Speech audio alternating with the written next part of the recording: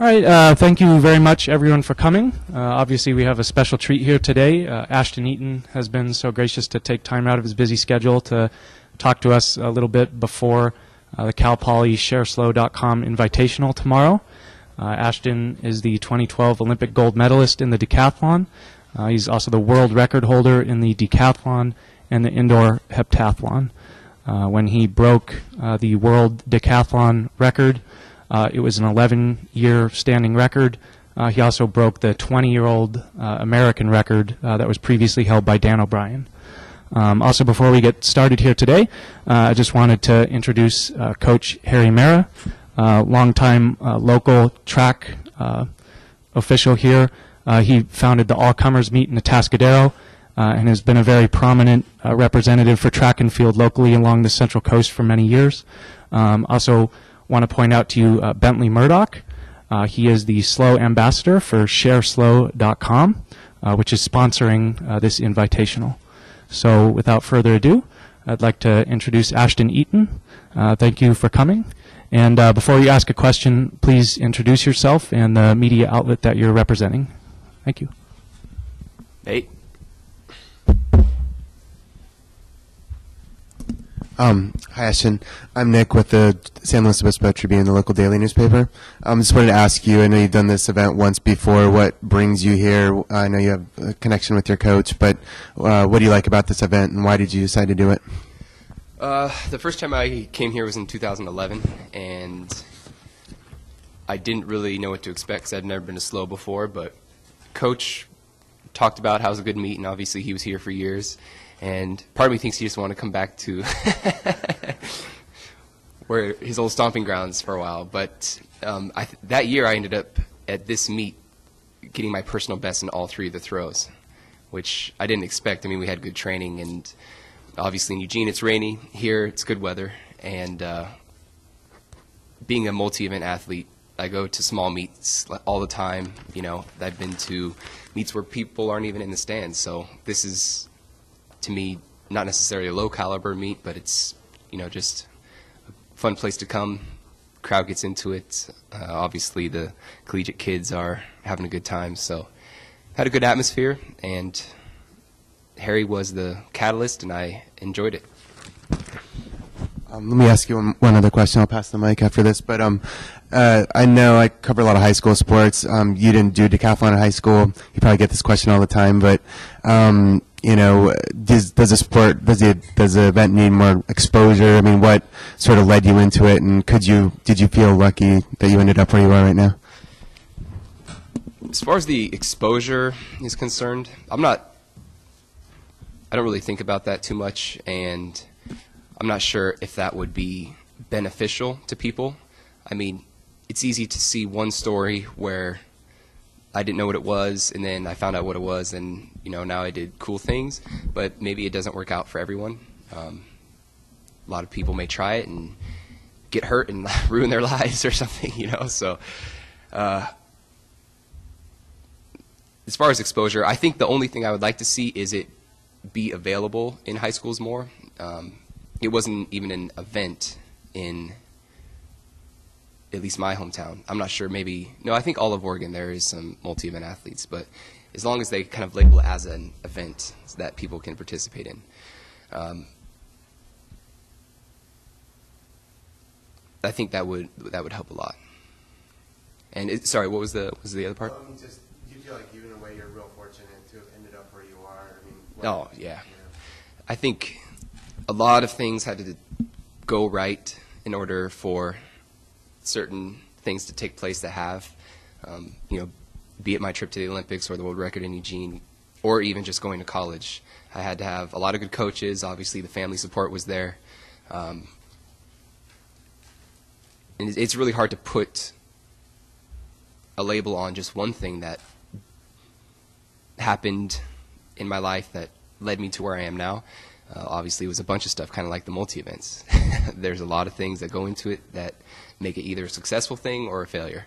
So, very fortunate indeed, because, I mean, there's not a lot of gold medalists, especially in this event, especially in the U.S., especially this young. So, that to me says there was a formula that doesn't always happen all the time. Nayeli Vega, KSBY Sports. You kind of brushed up on this, during the first question, but what is your favorite part about being in the Central Coast? I know this is your second time in SLO, but you were also in Santa Barbara last year. So what Yep. do you like about just being here? I think California has a lot to offer, and the Central Coast in particular. I don't know much about the entire state, and I do know that it's a lot bigger than I initially thought as far as just wide open spaces. I mean, in my mind, when I think of California, I just think of skyscrapers or whatever. But the Central Coast area was kind of nice because once I had that vision in my mind, I get here and I'm like, oh, there's nice rolling hills, there's beaches, there's, this and that and the other thing. And it's an appealing place because it's kind of like Eugene, where we are all the time, where it's very low-key, easygoing, not too busy all the time. But it has the plus side of fantastic weather, being out in the sun. And it's amazing how much of a factor that is. I think it's more so in the multi-events because so much of what we do is implement-based. So pole vaulting in the rain, not such a good idea. Throwing javelin in the rain is hard. Discus just doesn't work. Shot put just doesn't, things like that.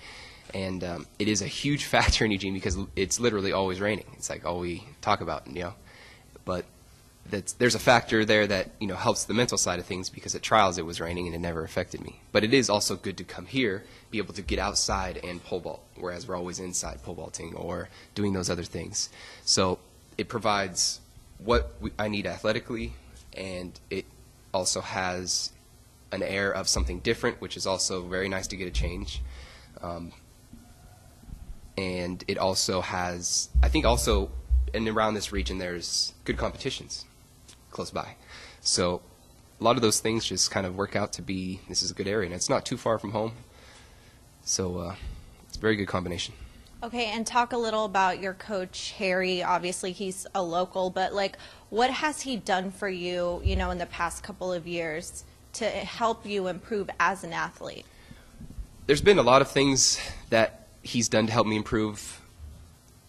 Just talking about decathlon technique and physical fitness specifically, but I think a lot of it is the mental aspect. I mean, he has so much dedication I can see into the sport, and just into what I do or my fiance does specifically. I mean, he's just so zeroed in, and his focus and kind of determination it's really easy for me to go to practice every day because I have somebody that's coaching me that's excited about what we're doing, that I believe in his philosophies, and we have very good communication and things like that. So it's his approach to the multi-events, which really can't be described in a sentence, and his years of experience, which have obviously benefited me.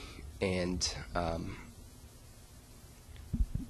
I mean, it's hard to pinpoint a certain scenario, but there's just been multiple times where what he's gone through in the past has benefited me or our team, as far as be it at a competition, be it at a meet like this.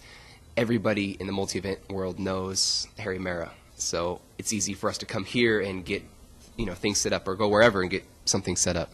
So it's all very much centered around what he already knows, who he already knows, and kind of how he thinks ahead of planning out a year for a multi-event athlete, because it's very much different than an open event person.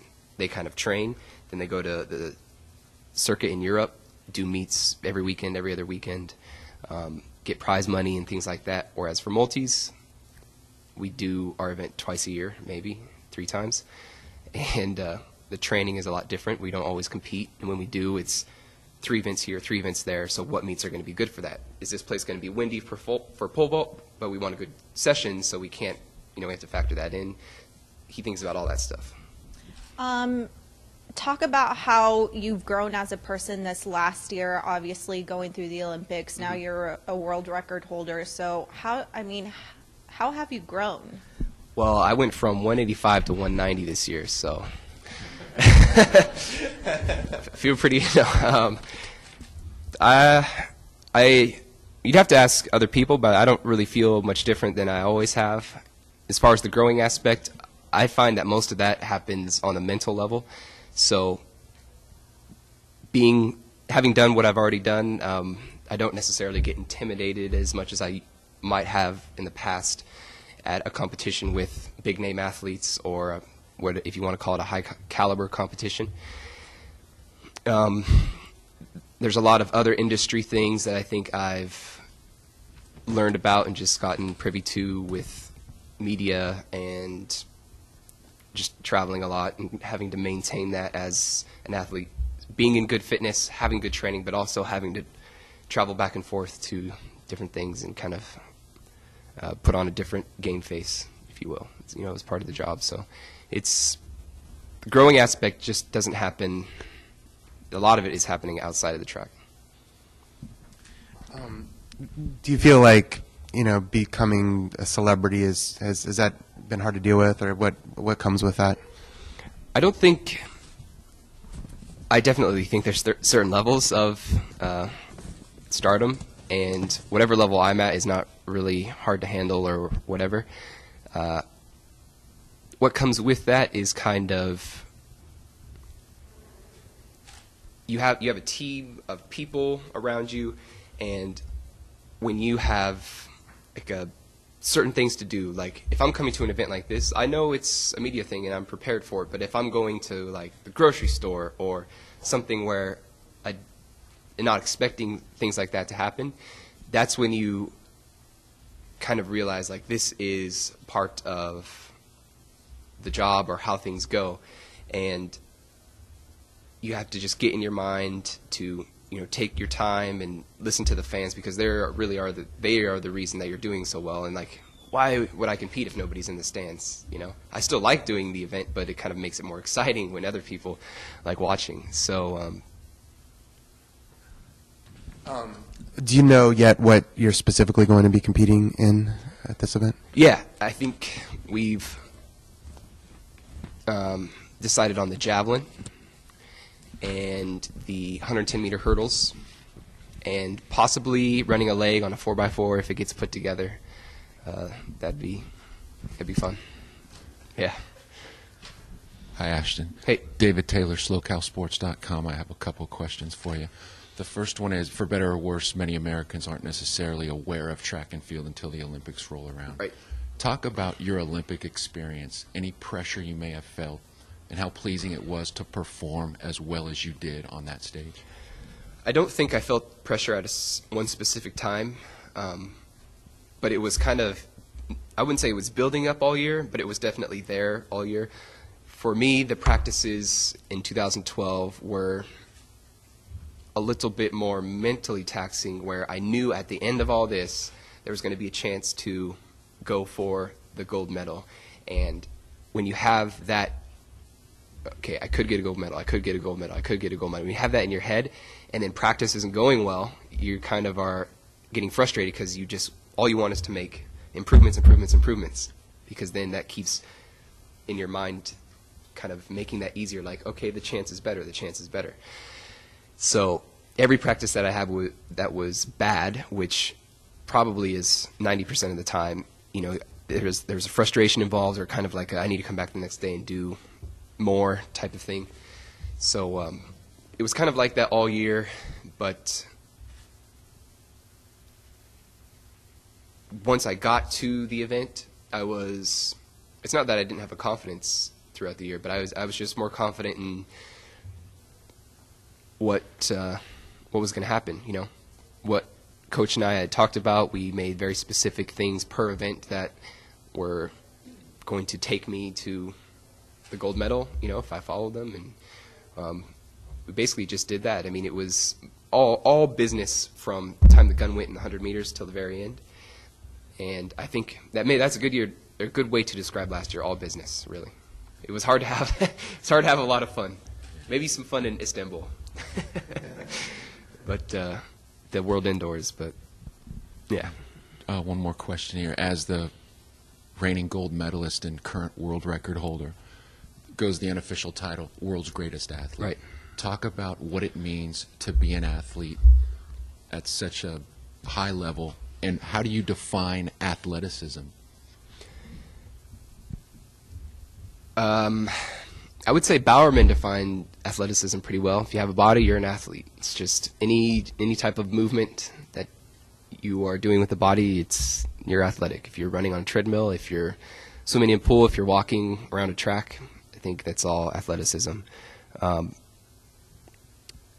Being the world's greatest athlete, it's weird because from the time I was little until now, I've never felt any different, if that makes sense. From running on the playground to running in the 100 meters, it physically always felt the same for me. So I couldn't tell you what it feels like because I don't feel any different, I wasn't the world's greatest athlete when I was 4, but I am now, but I feel no different. So I don't know how to describe how that may feel or what that's like. Do I think I'm the world's greatest athlete? I think with what Jim did, with King Gustav and all that, I think that to respect that title, yeah, I can say that, but I do know there's good athletes out there, and it's always a tough question, but it's how the history goes. Yeah. A quick follow-up. At what point in your life did you think that you could attain this lofty status? At what point in your life did you think, I could be that gold medalist, that world record holder, that great athlete, the world's greatest athlete? Is there a point in time that you sort of came to that realization? Nope. I never thought about that. So I don't really know how to explain it. The best way I can explain it is I never thought about not being that. You know what I mean? So I never thought about, man, one day I bet I could be the world's greatest athlete. But I never not thought about that. If that makes sense. You know what I mean?